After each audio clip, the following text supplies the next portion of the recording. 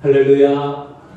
거룩하고 복된 주일, 하나님 앞에 예배자의 마음으로 나오신 모든 성도님들과 또 영상으로 예배에 참여하는 모든 성도님들 심령과 가정들마다 하나님께서 영원한 생명으로 채워주시고 영혼이 잘된 같이 범사가 잘되고 강건하게 해주시기를 주님의 이름으로 축원합니다. 옆에 계신 분들과 함께 인사하겠습니다. 예배드리는 모습을 보니 꼭 성공하실 겁니다. 예배드리는 모습을 보니 꼭 성공하실 겁니다. 가슴에 손을 얹고 우리 자신을 이렇게 축복하겠습니다. 나는 하나님을 진심으로 예배하는 사람입니다. 나는 잘 되는 사람입니다. 나는 하나님을 진심으로 믿는 사람입니다. 나는 잘 되는 사람입니다. 할렐루야. 믿음대로 축복하시고 모자란 믿음은 채우셔서 복 주시기를 축원합니다. 여러분, 신앙생활 잘하는 사람들 보면 부러우시죠? 저도 그렇습니다. 목회를 잘하는 분들 보면 정말 부럽습니다. 나도 저렇게 잘 하면 얼마나 좋을까, 그런 마음을 갖게 됩니다. 근데 우리가 계속 살펴보고 있지만 마태복음 23장을 보면 꼭 그런 것만은 아니라는 것을 생각하게 됩니다. 신앙생활을 잘하는 사람 부러워하지 말고 하나님의 앞에 마음을 진실하게 거룩하게 하기를 힘쓰고 말씀을 믿고 당당하게 살라고 권면하시는 우리 주님의 음성을 듣게 됩니다. 오늘 본문의 말씀은 예수님께서 당시의 바리새인들, 서기관들, 종교 지도자들에게 화를 선포하시는 6번째 말씀입니다. 바리새인들과 서기관들, 또 종교 지도자들, 여러분, 그들이 얼마나 신앙생활을 열심히 하는 사람들이고 뜨겁게 하는 사람들이고 모험적으로 하는 사람들이었습니까? 모든 사람들이 다 부러워하고 모든 사람들이 다 존경할 만한 그런 신앙의 삶을 살았던 사람들입니다. 그래서 당시의 바리새인들, 서기관들, 또 종교 지도자들, 그러면 누구도 그들의 말을 거역할 수 없을 만큼, 그리고 그들의 순종하고 그들의 가르침, 그들의 지도를 받아서 신앙생활을 많은 사람들이 자신들도 잘 되고자 애썼던 그런 지도자들이었습니다. 근데 그들을 향해서 예수님은 잘했다 칭찬하지 않으시고 오히려 7가지 화를 선포하시고 있습니다. 오늘 그 가운데 6번째, 지난주에 말씀드렸던 5번째 말씀과 내용은 같습니다.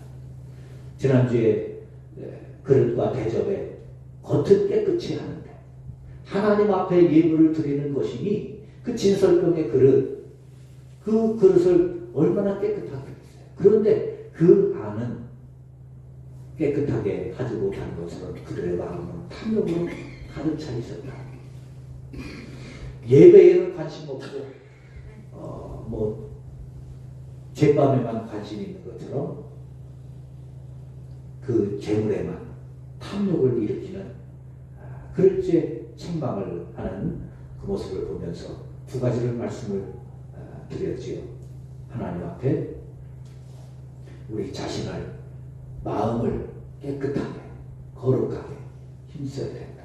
또 믿음이 변질되지 않도록 해야 된다 하는 말씀을 드렸습니다.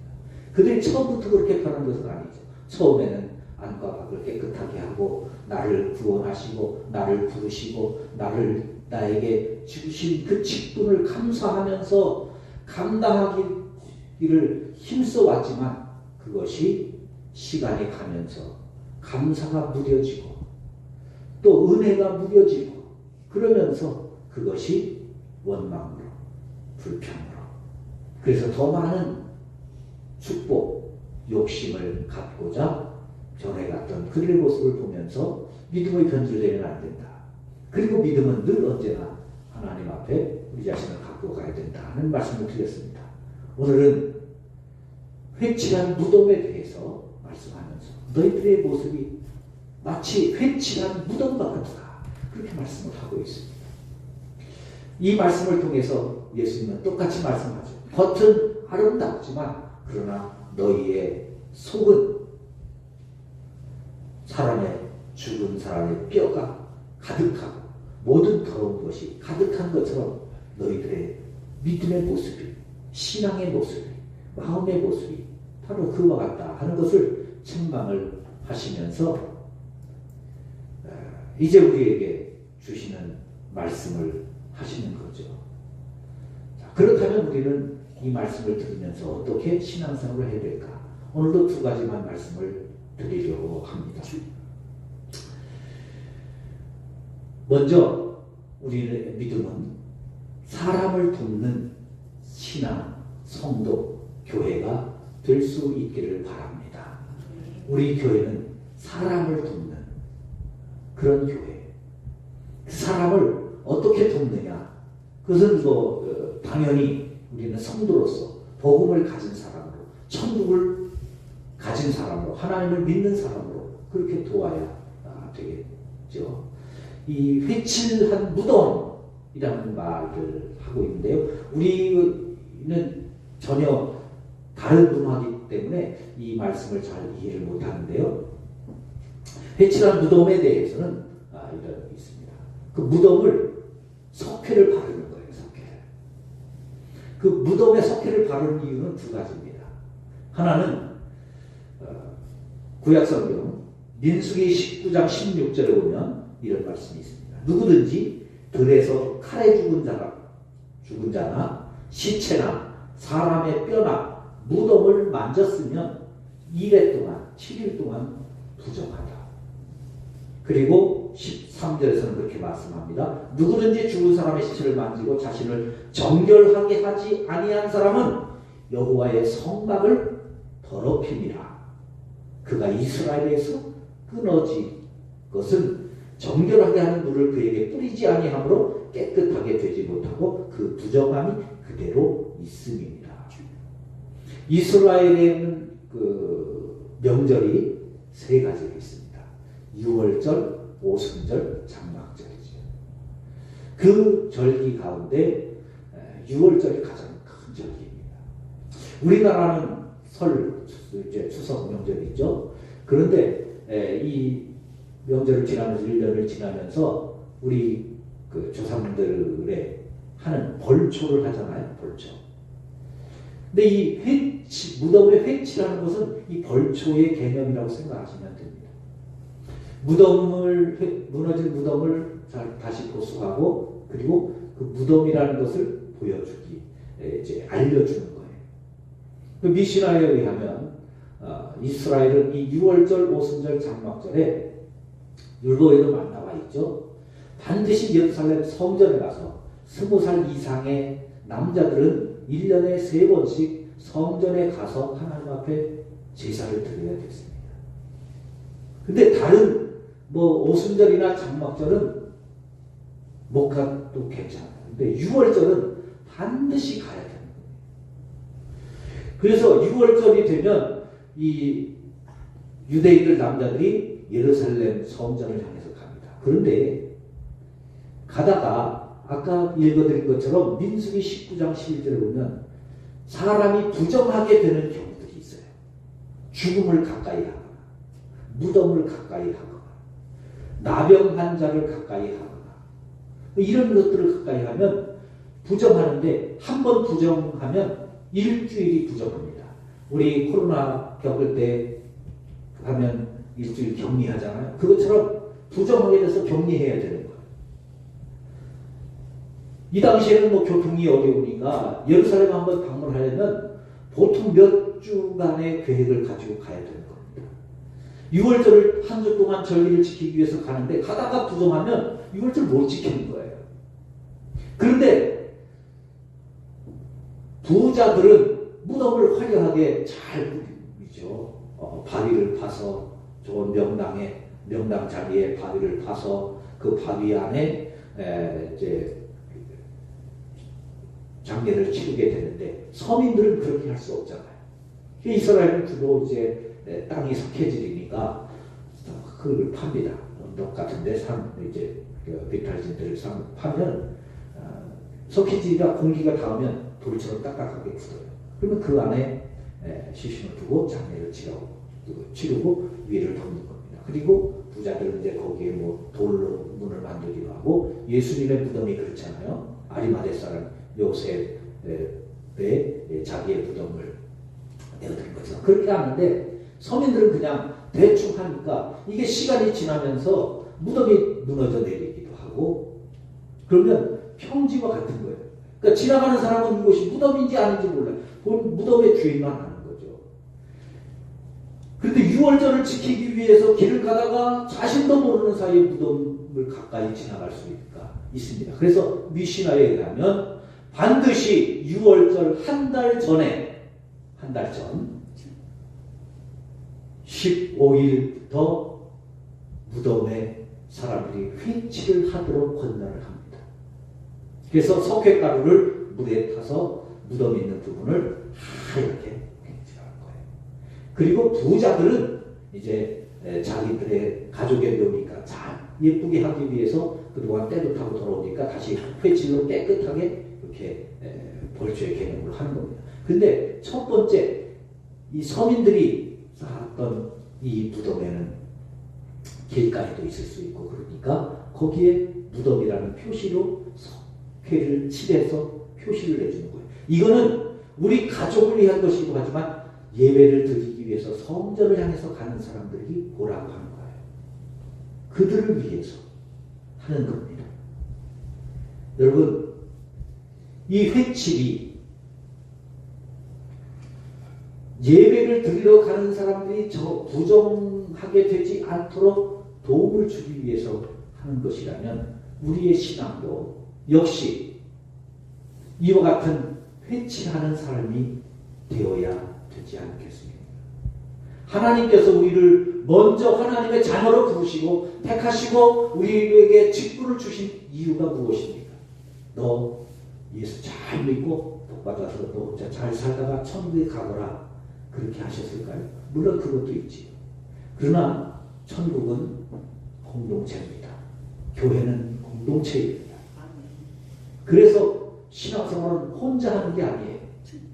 독불장군으로 하는 게 아닙니다. 남들은 무시하고 남들은 수준이 안 맞아서, 여러분 그러면 신앙생활을 할 수가 없어요. 천국에 갈 수가 없어요. 수준이 안 맞아도 맞추어져야 되고요.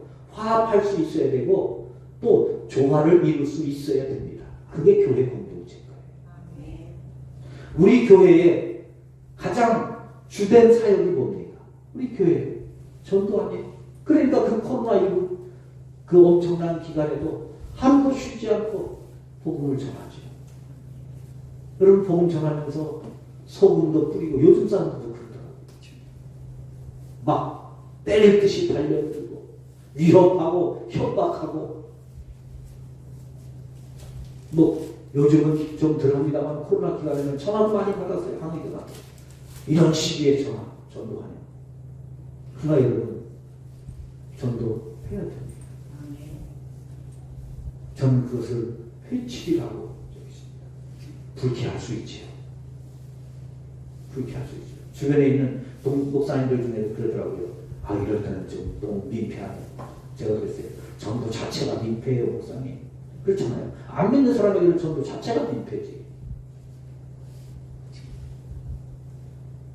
그렇다고 무조건 우리 것만 할 수는 없죠. 배려를 하면서 조심스럽게.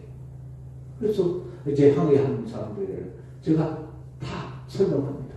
우리가 철저히 소독하고 마스크하고, 그리고 거부하면 밖에 될 수 있는데, 그때는 대면으로 안 하고 하면 문에 전도지 편지 꽂아놨습니다.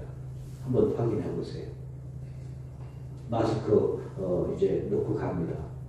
가져가세요. 그러면 그냥 가져옵니다. 그러나 해야 되는 거예요. 회치를 해야 되는 겁니다. 부지중에 그들이 몰라서 예수 그리스도를 믿지 못하고 알지 못해서 하나님을 알지 못하고 믿지 못하고 천국을 모르기에 그냥 내가 믿는 종교 있으니 조용히 당신 믿으라고 해도 그러나 우리는 전해야 될 것은 전해야 될 사명이 우리에게 있는 것입니다. 아멘.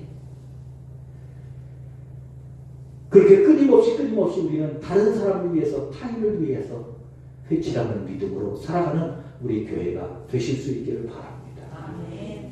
2018년 1월 세계 4대 테니스 대회인 호주 오픈 테니스 대회가 호주에서 열렸습니다. 그 당시에 세계 2위였던 노박 조코비치 선수가 16강전에서 우리나라 정현 69위에 해당하는 정현 선수와 16강에서 붙게 되었습니다. 세계 1위 조코비치 선수를 69위 되는 정현 선수가 이겼습니다. 수많은 기자들이 조코비치에게 달려가서 인터뷰하면서 들었습니다. 아픈 몸으로 경기에 나간 이유가 뭡니까? 다쳤던 그 팔꿈치, 그 부상이 경기력에 얼마나 영향을 미쳤습니까? 그리고 당신의 건강 상태는 지금 어떤 상태입니까? 기자들이니까 여러 가지로 그 노박 조코비치의 부상에 대해서 알고 봤더니 이 선수가요, 부상 때문에, 팔꿈치 부상 때문에 6개월을 출전을 못하고 계속 치료받고 이제 그러면서 재활하고 처음으로 나오는데 그래서 16강전에서 졌습니다. 그러니까 기자들이 다 이거는 조코비치 선수의 부상의 여파라고 다 인정할 수밖에 없었죠. 그래서 그의 부상에 초미의 관심을 가지고 모든 기자들이 다 그렇게 그의 그 부상에 대해서 물었습니다. 조코비치가 질문을 받다가 그렇게 말했습니다. 여러분, 내 부상에 대해서는 더 이상 언급을 금해 주시길 바랍니다. 그것은 오늘 훌륭한 경기를 펼친 정현 선수의 승리를 깎아내리는 행위일 뿐입니다. 여러분, 얼마나 아름다운 말입니까? 세계 1위 선수로 부상이 있다 한들 69위 선수에게 패한 것에 대한 그 마음, 자존심이 얼마나 상했겠어요. 그러면 대부분이 핑계거리를 찾게 되죠. 부상 때문이죠. 팔 때문에. 그동안 연습도 못했고 또 부상 때문에 서비스 이 속력도 제대로 안 나서 폼도 여러 번 바꾸고 그러면서 자세도 흐트러지고 여러 가지 할 말이 많습니다. 그러나 그는 그 할 말을 다 가슴에 담고 자기의 패배를 솔직하게 인정합니다. 그래서 수많은 세계의 신문들을 승자보다 멋진 패자라는 타이틀로 조코비치에 대한 기사를 많이 냈습니다. 여러분, 교회의 모습이 이와 같은 모습이라면 얼마나 좋을까요? 신앙인의 모습이 이와 같은 모습을 가지고 있다면 얼마나 좋을까요? 요즘 많은 사람들이 위로를 원하고 있습니다. 격려를 원하고 있습니다. 어디로 가야 하고 어떻게 가야 하는지를 몰라서 방황하고 있습니다. 이럴 때 유대인들이 6월절을 지키기 위해서 예루살렘으로 향하여 갈 때 그들이 거룩한 모습을 유지하도록 돕는 회치를 하는 모습처럼 우리 교회가, 우리 성도들이 우리의 신앙에 회치하는 모습으로, 마음으로 우리의 신앙을 세상을 위한 빛과 소금의 사명을 감당하기 위하여 우리 자신을 태워서 빛을 발하듯이 우리 자신이 녹아져 없어져 가며 맛을 내는 소금처럼 이 사회를 돕는 교회가 된다면, 그런 성도들이 된다면 얼마나 좋을까요? 그것이 바로 우리 주님이 우리를 향해서 너희는 세상의 소금이라고 빛이라고 말씀하시는 마음이 아니실까요? 저는 바라기는 우리 교회가 그와 같은 모습과 그와 같은 신앙을 갖기 위하여 몸부림치고 애쓸 수 있기를 바랍니다. 전도를 할 때에도 늘 그와 같은 마음으로 복음을 전해야 되는 절박함은 있지만, 간절함은 있지만, 그러나 그들을 배려하고 그들을 바르게 인도하기 위하여 나아가는 그런 모습들을 우리가 배워가고 또 조심스럽게 다가가야 하는 모습을 우리가 갖추어야 되지 않을까. 그것이 바로 하나님께서 우리 교회를 세워주신 이유, 우리가 존재하는 이유, 이 건물을 우리에게 주신 이유, 그래서 우리 교회가 될 수 있으면 섬기기 위하여, 지역사회에 도움을 주기 위하여, 또 복음을 전하기 위하여 애를 쓰고 있는 것입니다. 두 번째는 사람을 돕는 교회라면, 두 번째는 하나님 앞에 우리 마음속에도 회칠하는 믿음을 가졌으면 좋겠다 하는 것입니다. 오늘 본문 27절에서 이렇게 말합니다.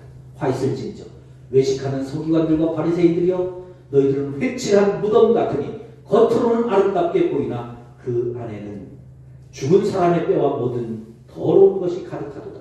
이와 같이 너희도 겉으로는 사람을 옳게 보이되 안으로는 외식과 불법이 가득하도다. 겉으로는 사람들에게 좋게 잘 보이고 있어요. 잘 하고 있어요. 겉으로는 잘 하고 있어요. 그런데 문제는 안은 잘못하고 있다는 거예요. 마음은 잘못하고 있다는 거예요. 지금 바리새인들을 책망하시는 이유가 그것입니다. 겉에만 요란하다고, 겉에를 잘못하고 있다고 책망하시는 게 아니에요.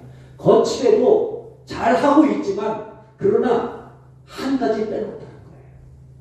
안에 내부를, 마음을, 신앙을 회칠하는 모습을 버렸다는 겁니다. 그걸 소홀히 했다는 거죠.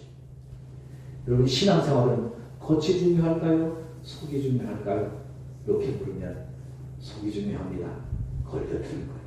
겉도 중요하고 속도 중요합니다. 겉모습도 예배 드리교에 나올 때 옷도 정결하게 입고 단정한 모습을 갖추고 하나님 앞에 나오셔야 됩니다. 그러나 더 중요한 것은 우리의 마음을 준비하고 나오셔야 된다는 겁니다. 왜 예배에 5분, 10분 일찍 와서 준비해야 됩니까? 와서 마음의 준비를 하는 거예요. 마음의 준비를 하는 거예요. 그것도 관리를 잘 해야 되지만 더 중요한 것은 마음이라는 겁니다. 성경을 제가 조사한 바로는 성경에 마음이라는 단어가 1050번 넘게 나옵니다. 1050번. 성경이 31,173절이거든요. 최소한 30절에 한 번은, 아니, 30절에 한 번은 마음을 거론하고 있다는 거예요. 우리 마음이 그만큼 중요하다는 겁니다. 하나님도 마음을 얼마나 중요하게 다루고 계시는지 마음에 대해서 말씀할 때는 아주 강하게 또 분명하게 말씀합니다. 그래서 우리 교회 설교의 주제가, 대주제가 계속 몇 년 동안 그리스도인의 마음을 가꾸기 라고 정한 이유도 거기에 있는 거예요. 마음이 중요합니다. 마음. 우리 마음을 어떻게 가꾸고 우리 마음을 어떤 마음으로 하나님 앞에 나오고 어떤 마음으로 예배하느냐가 더 중요하다는 거예요. 예를 들어볼까요? 여러분, 우리가 기도하죠. 기도하는 게 얼마나 중요한지 아시죠? 성경은 끊임없이 기도하라고 말씀합니다. 그런데 기도한다고 다 되느냐? 그렇지 않습니다. 기도할 때 마음을 단단히 먹고 잘 먹어야 된다는 거예요. 그래서 예수님 기도에 대해서 말씀하시면서 기도할 때 제발 중언부언하지 마라. 중언부언하지 마라. 기도하지 말라. 중언부언하는 기도하지 말라는 거예요. 기도하라고 하시면서 그러나 중언부언하는 기도는요, 기도 안 하는 것과 똑같다는 거예요. 또 기도하라고 말씀하시면서 바리새인과 세리의 기도를 말씀하시면서 뭐라고 말씀하십니까? 세리의 기도는 소용이 없다. 응답이 없다. 응답이 없다. 왜요? 마음의 문제라는 거예요.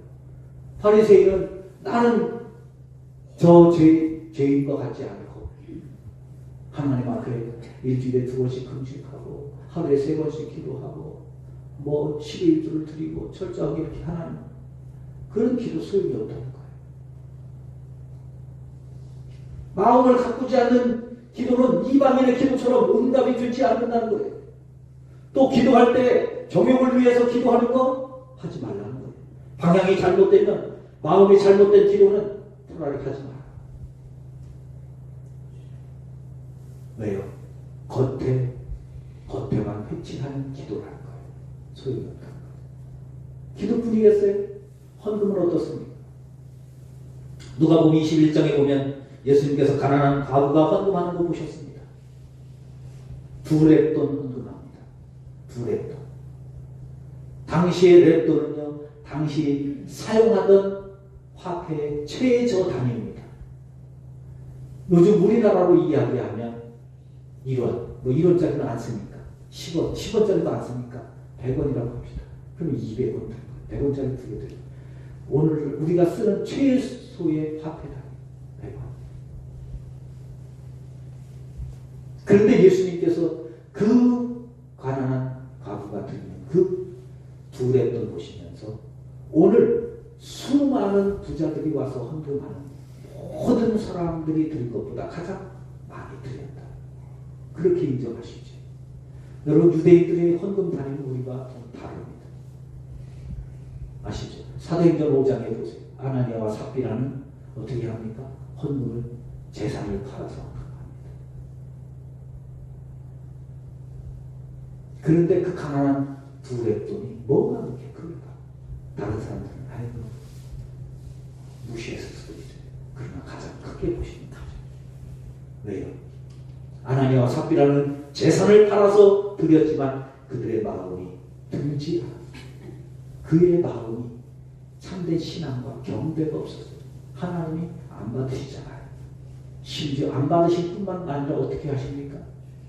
생명을 취하시고 생명을 취하시고 모독했다 그 말입니다. 하나님을 모독했다.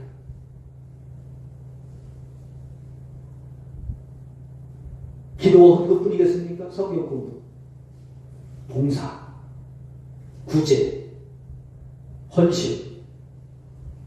오늘 우리가 하는 선교도 저는요 선교와 섬김의 자세를 최홍윤 목사님께 배웠어요.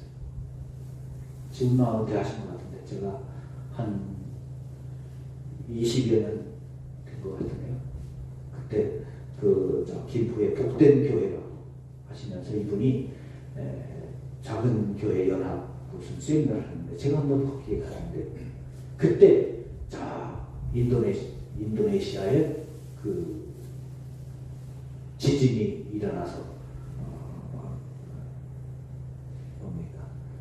해일이 일어나서 어마어마한 피해가 있었죠. 그때 도움인데 가서 도움의 자세를 가르치는데 이렇게 가르치더라고요. 고무실을 하나 주는데 그 신을 하나 주면서 슬리퍼를 하나 주면서 허리를 90도 이상 굽혀가면서 주라는 거예요. 주면서 연맹하지 말고 저 사람들이 받는 모습에서라도 은혜를 받고요. 그럼 저는 처음 배웠어요. 그래, 성경은 저렇게 하는 거다. 구제는 저렇게 하는 거다. 그래서 그 전에는 저희가 뭐 교회에서 좀 명절 때 동사무소에 돕고 그러면 저희가 명단을 받아서 우리가 가서 성은 교회에서 드리는 겁니다. 우리 교회에서 드리는 겁니다. 이렇게 직접 전달해요. 그 이때 이후로는 그렇게 안 해요. 그냥 동사무소에 전달해요. 올해도 설명들 할 때 70% 전달하면서 그냥 가서 알아서 필요한 분들에게 나눠주세요. 그래도 뭐 가서 인사해도 해야 되지 않겠습니까? 아니요, 저는 그렇지 않습니다. 왜요? 마음이 중요해요. 그러면요, 그분들이 더 잘해줘요. 이거 어느 교회에서 주는데, 그 교회 크지도 않은데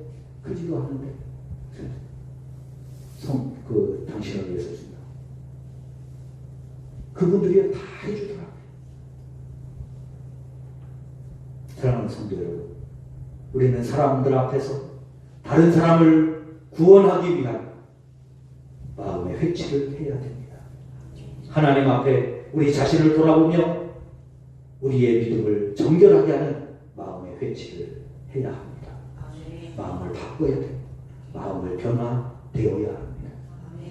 예배자의 마음을 가꾸셔야 됩니다. 직분자의 마음을 가꾸셔야 됩니다. 드리는 자, 봉사하는 자의 마음을 회치를 하셔야 합니다. 잠언 16장 32절 노하기를 더디하는 자는 용사보다 낫고 자기의 마음을 다스리는 자는 성을 빼앗는 자보다 나으니라. 여러분, 성을 빼앗는 그 용맹한 장군, 그 능력 있는 장군들을 볼 때는 얼마나 화려해 보입니까? 그러나 우리가 그와 같은 용장과 같이 될 수 있다는 거예요. 우리의 마음을 지키며 우리의 마음을 다스리며 용사보다 낫다고 말씀합니다. 그래서 잠언 4장 23절에서는 모든 지킬 만한 것 중에 더욱 내 마음을 지키라고 말씀하고 있습니다.